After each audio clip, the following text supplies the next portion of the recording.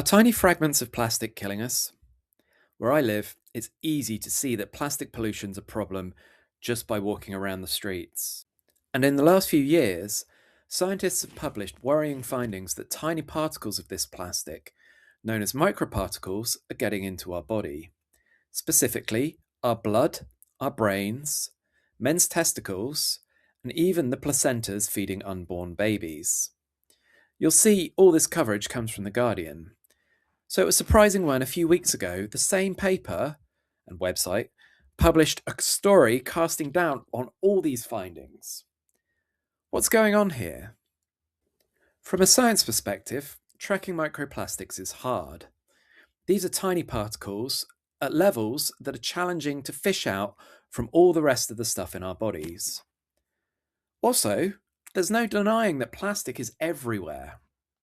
You can't measure microplastics in most urine samples, for example, because you'd end up measuring bits that came from the plastic tub the urine was collected in. And that's what the New Guardian story is mostly about. Other scientists are saying that the ones who published first didn't properly deal with challenges like these. That's normal science. Researchers look hard to see the problems in each other's research. From a journalistic and social perspective, most of these studies have been published in the last 5 years. It's common to get pushback against new science like this. That tendency to get pushback is documented in many ways, but I always come back to the Gartner hype cycle. This is a chart put together by a company that tracks innovative technologies. It starts from a technology trigger, when a technology usually gets lots of attention at first, until they reach a peak of inflated expectations. Then the pushback starts, and they fall to a trough of disillusionment. Many technologies get stuck here, but some climb the slope of enlightenment to the plateau of productivity, where they enter widespread use. It's not usual to think about health concerns in terms of the hype cycle, but I think it's a good fit.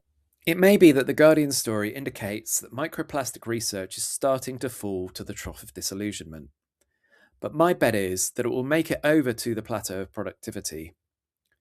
Plastics really are everywhere. I'm confident they are in the body. Are they killing us, though? Researchers haven't really established a clear link to health impacts yet.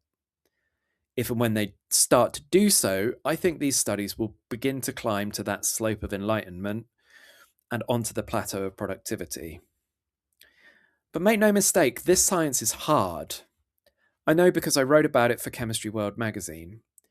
If you'd like to geek out on that, you can read it at bit.ly/microspat, MICROSPAT.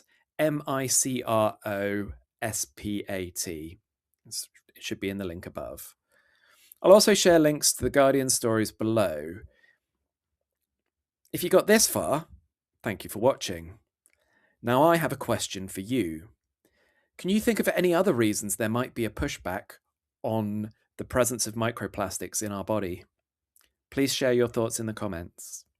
Thanks.